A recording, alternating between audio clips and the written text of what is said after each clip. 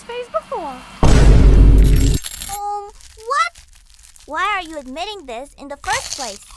A racist face is nothing to be proud of.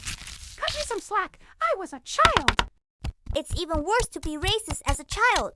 Imagine your friends that were black, Asian, etc. As someone who was friends with a person with a racist face, that literally made me cry every day. They kept making jokes about my skin color and kept humiliating me. So every child who had a racist face, there was a child who had to suffer the outcome of that. Anyways, bye!